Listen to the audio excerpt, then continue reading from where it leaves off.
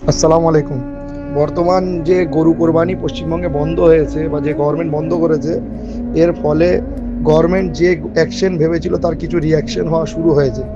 তার মধ্যে সর্বপ্রথম হচ্ছে যে ঘোষ, আমাদের যে হিন্দু ভাইরা ঘোষেরা গরু বিক্রয় করতেন, তারা অনেকে আজকের গলায় দড়ি দিয়েছেন, অনেকে আরও ওই রকম পরিস্থিতিতে আছেন। এটা কোনোদিনই গভর্নমেন্ট ভাবিনি। গভর্নমেন্ট হয়েছিল এটা করার পরে মুসলিমদের একটা টিজ করা যাবে বা টাইট করা যাবে। তো যাক, আল্লাহর মার শব্দ হয় না, হয়নিও। তো এখন উপর মহলে একটা হাই লেভেল মিটিং চলছে, গুপ্ত সূত্রে খবর, যে হিন্দু ভোটগুলো, যে এই ঘোষ ভাইদের ভোটগুলো, এগুলো তো পরবর্তী 30 বছরে আর বিজেপিকে দেবে না। তারা তাদের বাচ্চাদের বলে যে আমাদের জীবন এই করে নষ্ট হয়েছে। অনেক হিন্দু জান দেবে, এই দেখে একটা মহল তাদের প্রতি নেগেটিভ তৈরি হওয়া চালু হবে, যে এসে 20 দিনে এমন করলো। তো তারা একটা এক লাঠিতে দুই সাপ মারার প্ল্যানিং করছে। প্রথম হচ্ছে তারা আজকালের মধ্যে একটা পারমিশন দেবে যে যে গরুগুলো আগে থাকতে কেনা, বা একটা কোনো একটা রুলস এমন বানাবে যে মুসলিম হবে, এই তো ওরা একটা চাপে পড়ে ডিসিশন দিয়েছে, ওরা ডিসিশন দেবে যে গরুগুলো কিনে নিতে কি হবে।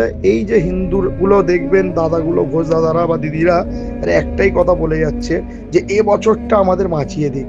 বুঝতে পারছেন? কথাটার মধ্যে অনেক কিছু লুকিয়ে রয়েছে। তো এ বছরটাই সব কিছুর খেলা। তো এই বছরটা বাঁচিয়ে দিলে ওরা আগের বছর আর গরু তুলবে না, বা ওই ধর সেইভাবে প্ল্যানিং করে কাজ করবে।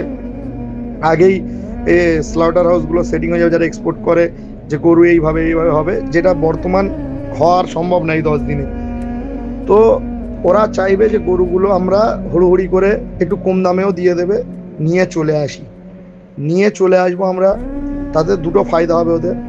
এক ফায়দা হবে যে চাঁদ রাত্রে বা একদিন আগে ওরা আবার একটা, মানে এখন পারমিশন দেবে গভর্নমেন্ট, তখন সেন্ট্রাল ফোর্স দিয়ে একটা, মানে এখন পুলিশ বলবে হ্যাঁ ভিতরে ভিতরে করে নাও, এরকম একটা ছাড় দেওয়া দিয়ে প্ল্যানিং করে মানুষকে আশ্বাস দেবে।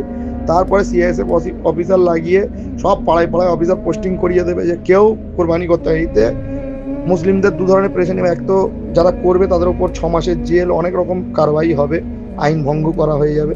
দ্বিতীয়ত মুসলিমদের পকেটে টাকাটা চলে যাবে, কিন্তু জানোয়ারটা জবা করতে পারবে না। এবার তাকে পালন করতে হবে, চেকিং চলবে রেগুলার, কানে ট্যাগ মেরে দিয়ে যাবে যে সেটা আছে কি না। তো মুসলিমদের একটা সমস্যায় ফেলে দেবে। আর হিন্দু ওই ভোটগুলো, ঘোষ ভোটগুলো চিরকালের মতো ওই পার্টিটার পক্ষে চলে যাবে, যে না এই পার্টি প্ল্যানিং করে মুসলিমদের ঠকিয়ে আমাদের বাঁচিয়ে দিয়েছে।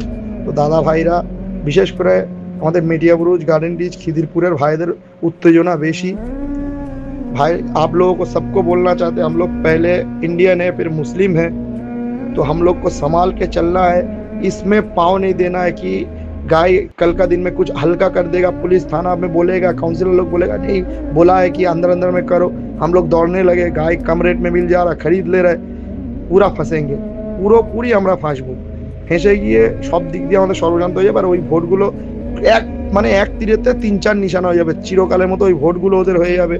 চিরকালের মতো মুসলিমদের একটা আর্থিক ক্ষতি হবে, সামাজিক ক্ষতি হবে। ফের এই গরু পালার একটা দায়িত্ব, মরে গেলেও এমনি 2 বছর পর মরে গেলেও সে কানে ট্যাগ মারা থাকবে, বলবে না তোরা খাবি বলে মেরে দিয়েছিস, এরকম প্রেশানি করবে। তো গরু থেকে দূরত্ব বজায় করে নেবো আমরা ভাই, দেশের আইন মেনে চলবো।